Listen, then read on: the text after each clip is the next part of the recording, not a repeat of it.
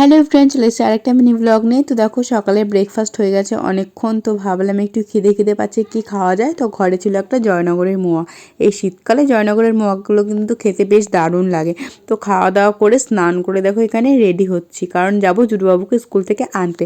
চলো রেডি হতে হতে কিছু তোমাদের সাথে কথা শেয়ার করি। কিছু কিছু মানুষ এমন আছে, যখন আমি একটু ড্রেস আপ উল্টোপাল্টা করি, মানে উল্টোপাল্টা তো আমার মনে হয় না, তাদের চোখে উল্টোপাল্টা, মানে যখন আমি জিন্স টপ পরি বা ওয়ান পিস পরি, তাদের মনে হয় যে বাড়ির বউ হয়ে আমি কেমন ড্রেস পরেছি, আমি কেমন চুল বেঁধেছি, তাদের সব দিকে লক্ষ্য।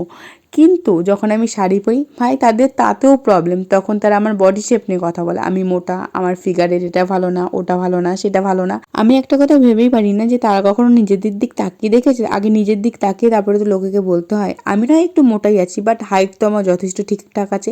তার তো নাটা, আর তার থেকেও বড় কথা, তারা তো ফিনফিনিয়ে রোগা ভাই, তোদের তো ফু দিলেই তোরা উড়ে যাবি।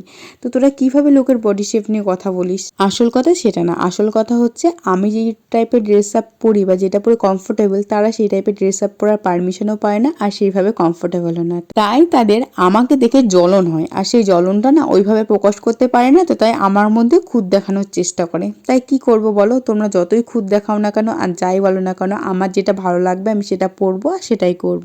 তো চলো আজকের মতন বাই বাই।